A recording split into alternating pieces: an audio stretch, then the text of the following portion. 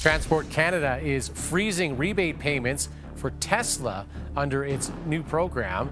This follows reports the EV maker suspiciously tried to file for rebates. Shares down more than 5% today, with the stock on pace to notch a seventh straight down week. And after a big post-election run-up, shares now 43% below their December 17th closing record.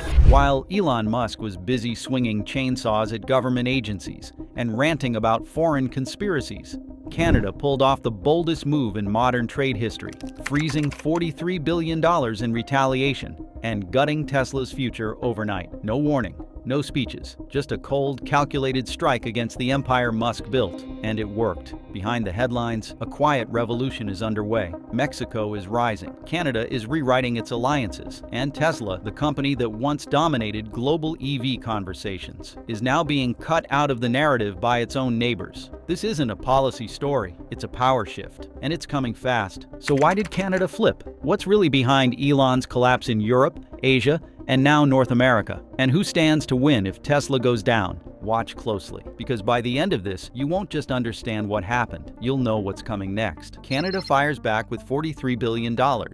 What started as a trade policy became a full-blown national retaliation. Canada didn't blink. It launched a counterstrike worth over 43 billion United States dollars, one of the most aggressive tariff packages in the country's modern history. And its primary target wasn't just Detroit, it was Tesla. Prime Minister Mark Carney called an emergency cabinet meeting. Standing before reporters in Ottawa, he said the quiet part out loud. The old relationship with the United States was over. The years of deep economic integration and military cooperation had collapsed under the weight of Donald Trump's nationalism, and now Canada would be rewriting its entire economic playbook. The first step? Freezing every single rebate payment for Tesla vehicles sold in Canada. These were not small sums.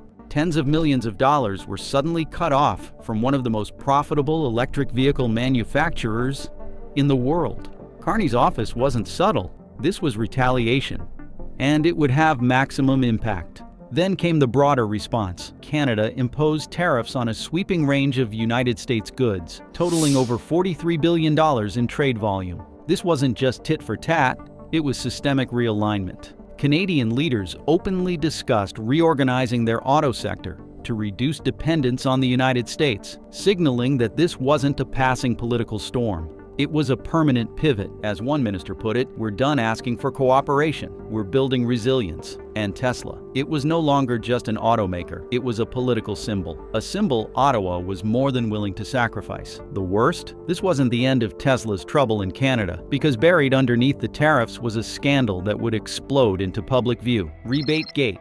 How Tesla tried to game Canada's system. It wasn't just retaliation.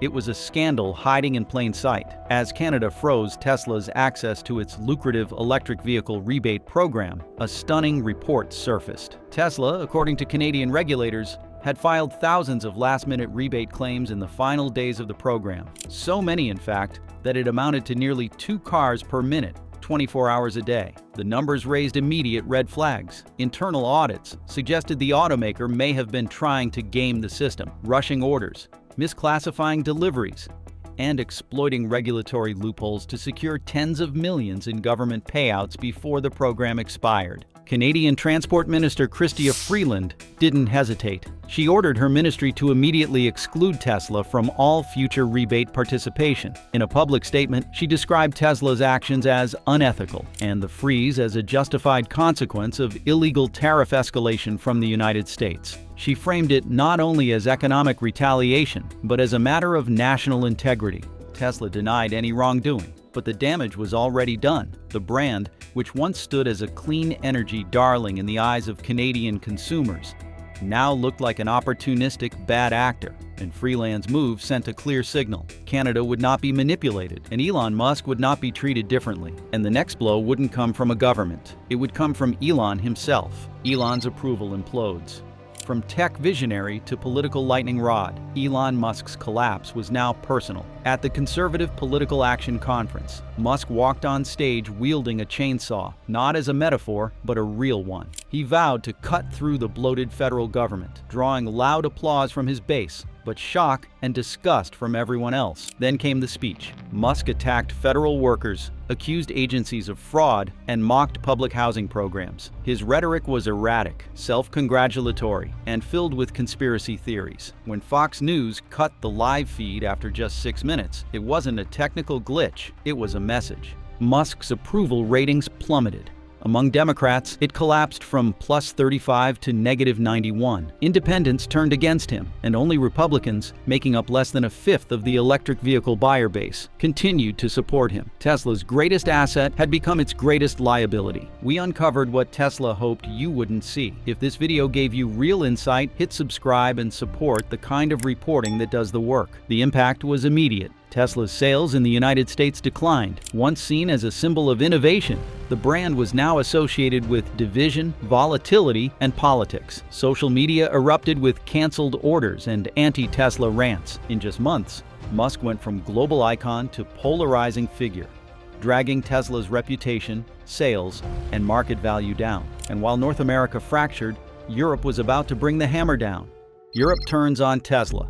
What happens when an entire continent turns its back on you? That's not a rhetorical question for Tesla, it's reality. In a span of just a few weeks, Elon Musk's prized electric vehicle empire went from being a European innovation icon to a pariah facing financial isolation and labor revolt. The tipping point wasn't a new car release or a factory delay.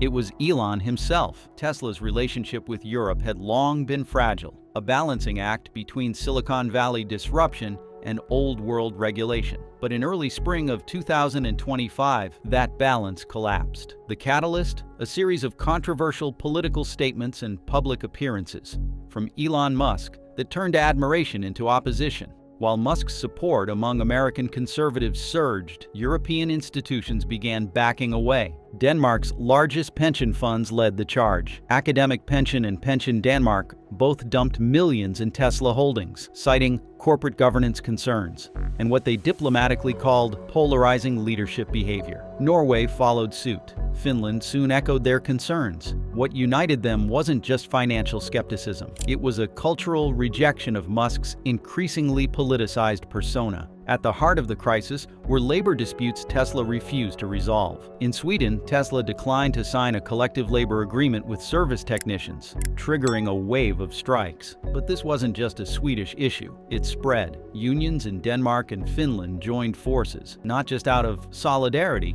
but to pressure Tesla into acknowledging European labor law norms. Ports blocked vehicle shipments. Service centers halted operations. Musk, known for ignoring labor in favor of automation, suddenly found his European network frozen, not by regulation, but by workers. And this was just the beginning. The sales numbers, devastating. When Europe walked away, Tesla's image crisis across the continent. It wasn't the cars, it was the man behind them. That's the conclusion drawn by one of the most damning consumer sentiment surveys, released in the first quarter of 2025. While Tesla's vehicles continued to rank high on performance and reliability, more than 59% of potential buyers in the United Kingdom, France, and Germany cited Elon Musk as their reason for not purchasing. Sales data from the European Automobile Manufacturers Association confirmed it. Tesla's European sales dropped by over 45% in January alone. That was 8 times worse than the average market downturn. This wasn't a supply issue or pricing problem. It was brand rejection. Musk, once celebrated as a tech visionary, had become a liability in the eyes of European buyers. Volkswagen and Renault, meanwhile, surged ahead. Even Chinese automakers like BYD capitalized on Tesla's collapse. They weren't necessarily better cars, but they weren't politically radioactive. Tesla's premium position no longer aligned with the values of a consumer base that increasingly prioritizes ethical leadership and regional loyalty. Even longtime Tesla fans began to hesitate. In surveys conducted in Belgium and the Netherlands, younger buyers said they were tired of the drama and didn't want their car purchase to feel like a political statement. In France, activists who once championed Tesla for environmental innovation were now boycotting it, accusing Musk of undermining European climate goals with his attacks on emissions regulations. Tesla's European dream was not dying because the vehicles had failed. It was unraveling because the company's founder had become a cultural mismatch. But outside Europe, another electric vehicle giant was quietly rewriting the rules of the global market. BYD's global takeover begins.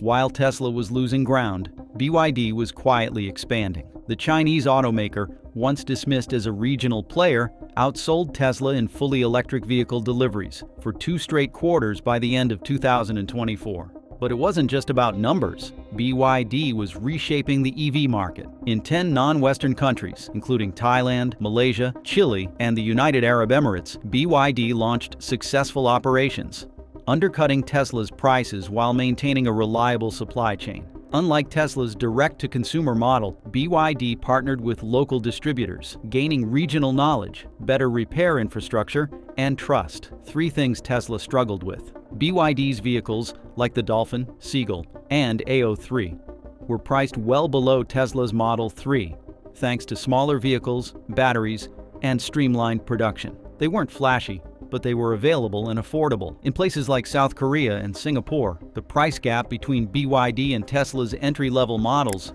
could be as much as $30,000. For many outside North America and Europe, BYD wasn't just cheaper, it was the only choice. BYD also excelled in manufacturing scale. While Tesla focused on premium markets, BYD ramped up production in Latin America and Southeast Asia, sidestepping tariffs and lowering costs. In Brazil, nearly 60% of new electric vehicles sold in the previous year were BYD. Their momentum was undeniable, and for Tesla, BYD's rise signaled that their dominance wasn't guaranteed anymore. Cybertruck. Design or disaster? Tesla's Cybertruck, once hailed as a revolutionary design, is now facing severe global rejection. What was meant to be a symbol of future dominance has become a symbol of regulatory failure and manufacturing flaws. In the United Kingdom, the Cybertruck was impounded for lacking conformity certificates and failing to meet pedestrian safety laws. Its sharp steel plating and angular edges made it unsafe for public roads. Ireland's narrow roads and weight limits also deemed the truck impractical, requiring a commercial license. Australia rejected the Cybertruck outright, deeming its exoskeleton too dangerous in collisions, particularly with wildlife. Its rigid frame, which couldn't absorb impact, made it a lethal liability. Even in the United States, the truck faced recall due to panels held by adhesive instead of bolts, risking them flying off at high speeds. In regions where charging infrastructure is sparse, the truck's appeal was limited, and Tesla's marketing vision of a post-apocalyptic off-roader crashed headfirst into reality. In Europe, it was a threat on narrow roads. In the outback, a 2-ton battery-powered tent. In Asia, it was irrelevant. The Cybertruck wasn't just a product misfire, it was a global mismatch between fantasy and practicality. And just when Tesla needed a win, Mexico made its move. Project Alinea versus Tesla. Tesla mocked it. Now Mexico is betting everything on it. At the heart of Mexico's boldest economic gamble lies an unexpected contender, an electric vehicle named Alinea. Unlike Tesla's hyper-modernist designs or BYD's mass-produced affordability models, the Alinea is being built with a deeper purpose: national pride. It is Mexico's first fully indigenous electric vehicle, and it is being launched not with a press release, but on the global stage at the 2026 World Cup. More than just a car, Alinea represents a cultural and political statement. It is the result of a government-funded push to break free from reliance on foreign EV manufacturers, like Tesla and Chinese giants such as BYD. Its name, Alinea, means to move in the Nahuatl language, a subtle but pointed reminder that this vehicle carries more than just people. It carries an entire country's industrial ambitions. From the frame to the battery pack, Alinea is designed to be constructed using Mexican components wherever possible. That includes rare earths, lithium, and labor sourced within the nation's borders. The goal is clear: to create a fully autonomous supply chain capable of resisting the volatility of international trade and the fallout from aggressive tariff wars between nations like the United States and Canada. For Tesla, which has long seen Mexico as a labor hub and not a competitor, this moment is jarring. The Alinea project is small for now, but it is backed by national investment, a patriotic marketing campaign, and trade deals that increasingly favor homegrown solutions over Silicon Valley dominance.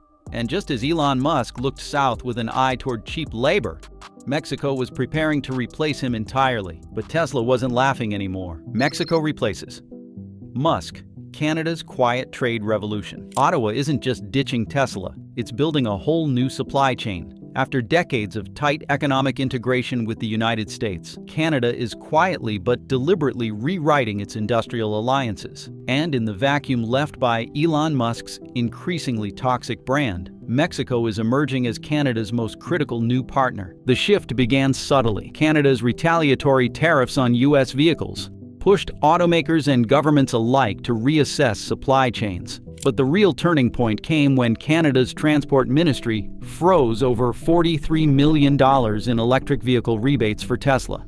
That wasn't just a punishment, it was an invitation for alternatives. Enter Mexico. The Alinea project, now seen as a symbol of industrial sovereignty, opened the door for deeper cooperation between Ottawa and Mexico City. Canadian officials began working behind the scenes to lay the groundwork for long-term automotive partnerships.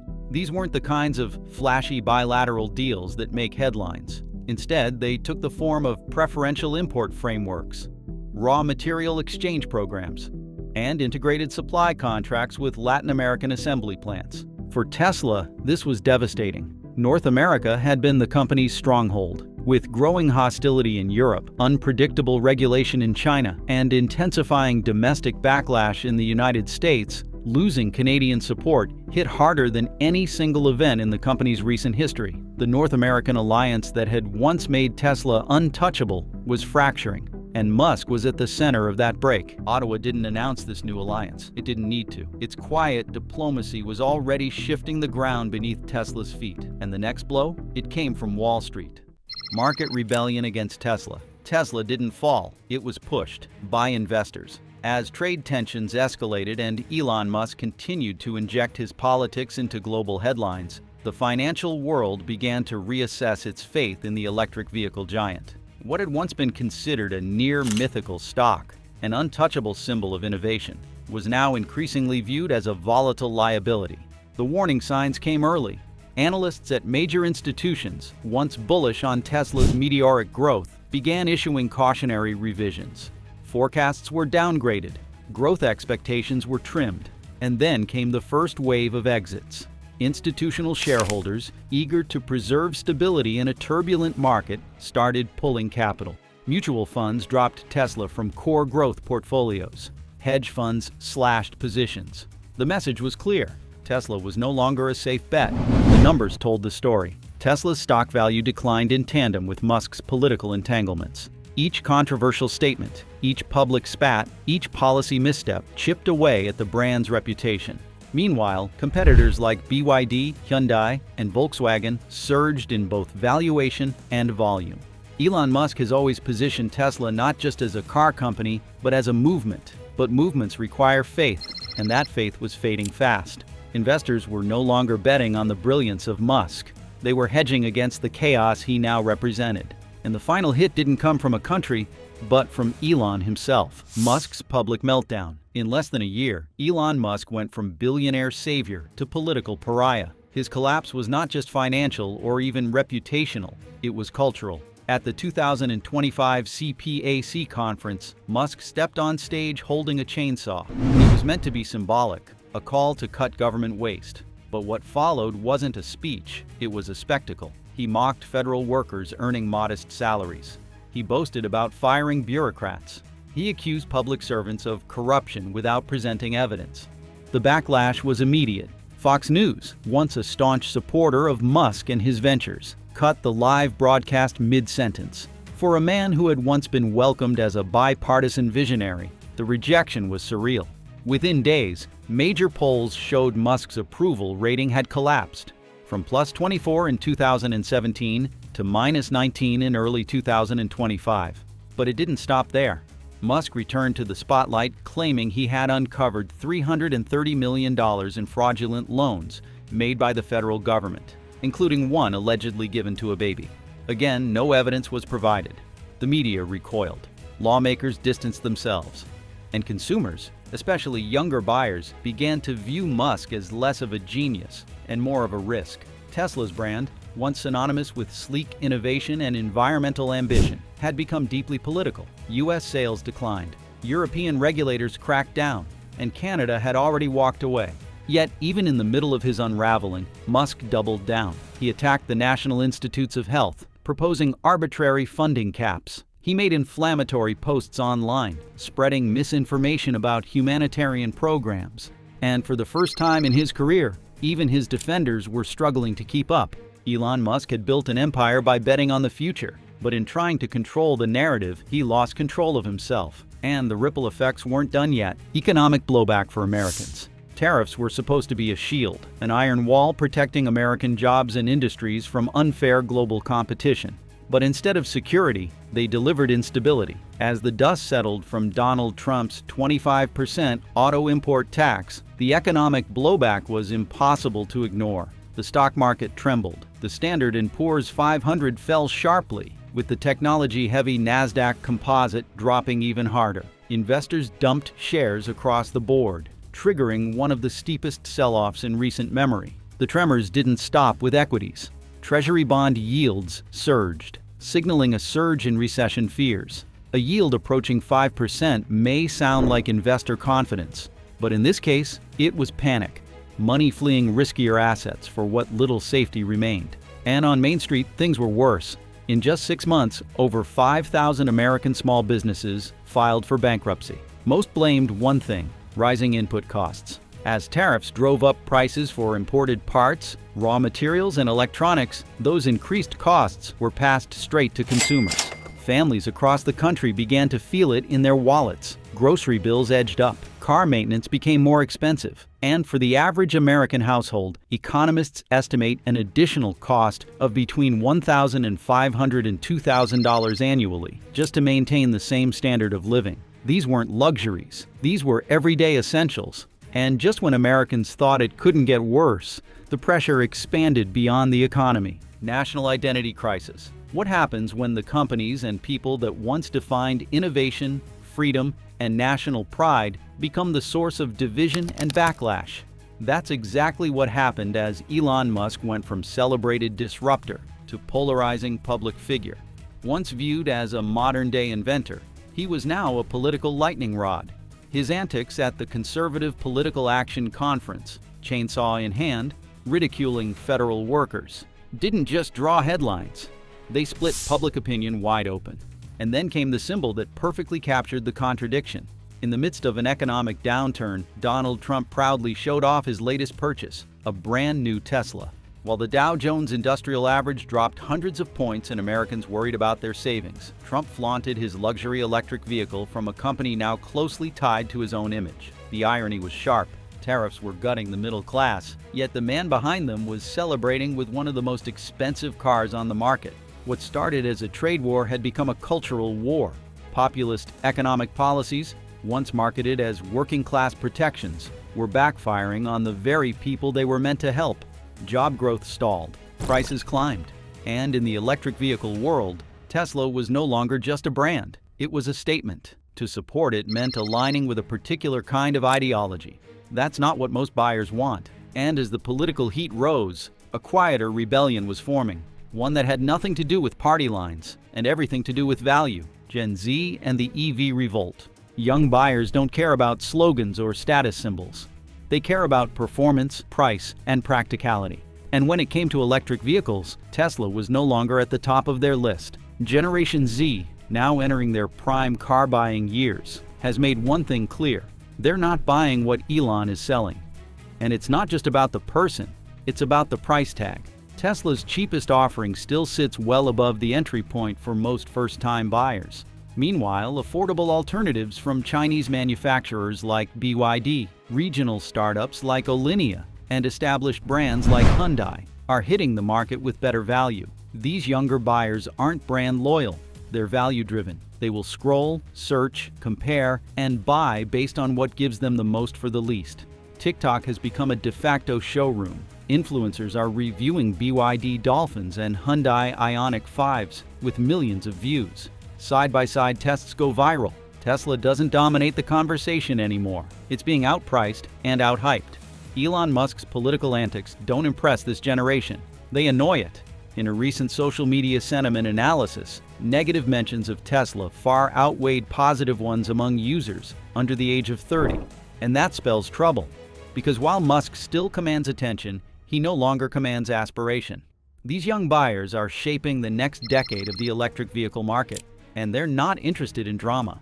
They're interested in devices that move them from point A to point B without costing a fortune. And while they scroll, the industry listens. Who wins the EV war now? Tesla changed the world, but it may not survive the world it created. What began as a startup rebellion against outdated automotive giants has turned into a cautionary tale about hubris, politics, and overreach. Around the world, governments and consumers are making it clear they want alternatives, and those alternatives are here. Canada, once a top Tesla partner, is shifting policy and loyalty toward Latin America and homegrown innovation. The European Union has distanced itself sharply, both politically and economically. And in Asia, BYD is no longer just a competitor, it's the new standard. It sells more cars, it sells them cheaper, and it sells them in markets where Tesla never gained traction. From Southeast Asia to Latin America, BYD is scaling fast. Meanwhile, the United States is caught in chaos. Trade wars, labor disputes, and public distrust have left Tesla isolated. It's still powerful, still influential, but increasingly out of step with the market it helped create.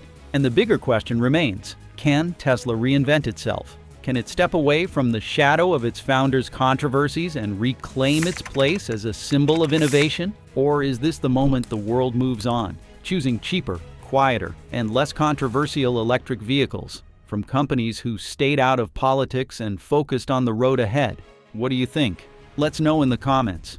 Thanks for watching.